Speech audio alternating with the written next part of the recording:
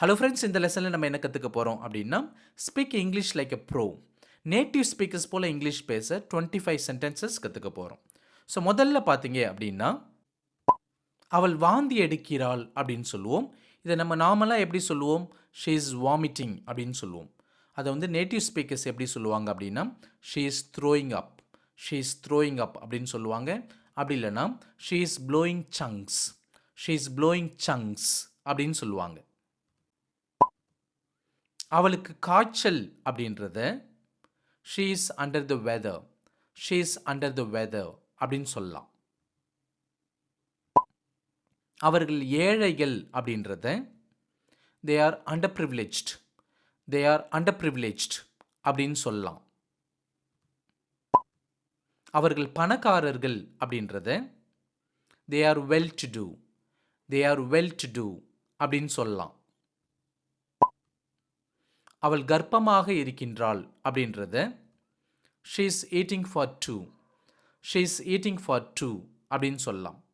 She is eating for two அதனுடைய literal meaning என்னது அப்படின்னா, அவள் 2 பேருக்காக சாப்பிடுகிறாள் அப்படின்றது தான் அதனுடைய லிட்ரல் மீனிங். அதாவது அவள் அவளுக்காகவும் அவளுடைய வயிற்றில் இருக்கின்ற அந்த குழந்தைக்காகவும் சாப்பிடுகிறாள் அப்படின்றது தான் இதனுடைய லிட்ரல் மீனிங்.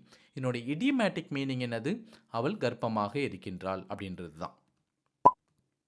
அவனுக்கு வேலை இல்லை, he is between jobs, he is between jobs அப்படின்னு சொல்லலாம். அவர் வயது முதியவர் அப்படின்றத he is a senior citizen, he is a senior citizen அப்படின்னு சொல்லலாம்.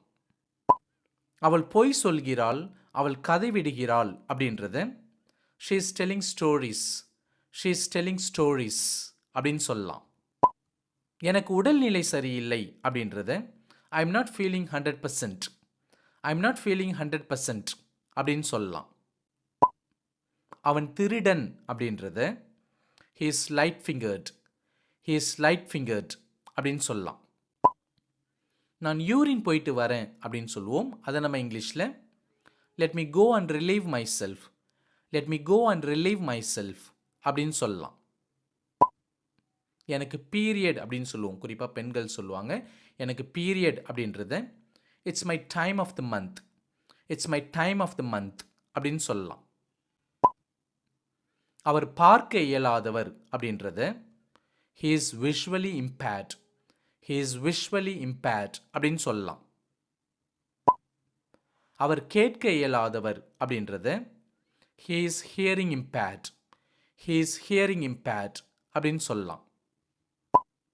அவர் பேச இயலாதவர் அப்படின்றத he is speech impaired, he is speech impaired அப்படின்னு சொல்லலாம்.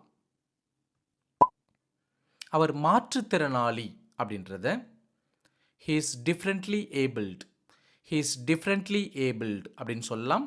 அப்படி இல்லைனா he is physically impaired, he is physically impaired அப்படின்னு சொல்லலாம். அவர் அறிவுசார் குறையுடையவர் அப்படின்றத he is cognitively impaired, he is cognitively impaired அப்படின்னு சொல்லலாம். அப்படி இல்லைனா he is intellectually challenged, he is intellectually challenged அப்படியும் சொல்லலாம். அவர் இறந்து விட்டார் அப்படின்னு சொல்லுவோம். அதை வந்து நம்ம இங்கிலீஷில் he is no longer with us, he is no longer with us அப்படின்னு சொல்லலாம். குறிப்பாக எப்போ அப்படின்னா, நமக்கு தெரிந்த ஒரு நபர் இறந்துட்டாங்க அப்படின்னு கூட தெரியாமல் அவர்களை பற்றி நலம் விசாரிக்கிறவங்கள்ட்ட நம்ம சொல்லலாம். அதாவது நமக்கு தெரிந்த ஒரு நபர் வந்து இறந்து போயிட்டாங்க அப்படின்றது தெரியாமல் அவர்களை பற்றி, இறந்த நபரை பற்றி நலம் விசாரிக்கிறவங்க கிட்ட நம்ம இப்படி சொல்லலாம், he is no longer with us அப்படின்னு சொல்லலாம். அவர் நேற்று இரவு இறந்தார், அவர் நேற்று இரவு காலமானார் அப்படின்றத he passed away last night, he passed away last night அப்படின்னு சொல்லலாம். அவர் கற்றல் குறைபாடு கொண்டவர், அவர் மெதுவாக கற்பவர் அப்படின்னு சொல்லுவோம். சிலர் வந்து ரொம்ப ஸ்லோவாக தான் கற்றுப்பாங்க இல்லையா? ஸோ அவங்கள வந்து நம்ம எப்படி சொல்லலாம் அப்படின்னா, he is a late bloomer, he is a late bloomer அப்படின்னு சொல்லலாம். யாரோ பாம் போட்டுட்டாங்க அப்படின்னு சொல்லுவோம். ஸோ பாம்ன்றது மூலமாக நான் என்ன மீன் பண்ணுறேன் அப்படின்னா ஃப்ளாச்சுலன்ஸ். ஓகே, ஃப்ளாச்சுலன்ஸ். அப்போ அதை நம்ம இங்கிலீஷில் எப்படி சொல்லலாம் அப்படின்னா, someone has passed the wind, someone has passed the wind அப்படின்னு சொல்லலாம். அவள் குண்டாக இருக்கிறாள், அவள் உடல் பருமனானவள் அப்படின்னு சொல்லுவோம். அதை நம்ம இங்கிலீஷில் she is big boned, she is big boned அப்படின்னு சொல்லலாம். அப்படி இல்லைன்னா she is a bit overweight, she is a bit overweight அப்படின்னு சொல்லலாம். அவள் குள்ளமானவள் அப்படின்றத she is vertically challenged, she is vertically challenged அப்படின்னு சொல்லலாம். த லாஸ்ட் பட் ஒன், அவள் பிடிவாதம் கொண்டவள் அப்படின்றத she is strong wilt, she is strong wilt அப்படி சொல்லலாம்.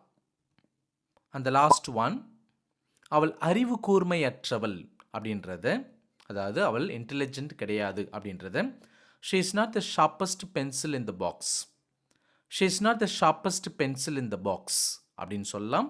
அப்படி இல்லைனா she is not the brightest crayon in the box, she is not the brightest crayon in the box அப்படின்னு சொல்லலாம். That's it with today's lesson. இந்த lesson உங்களுக்கு பிடிச்சிருக்கும் அப்படின்னு நம்புறேன்.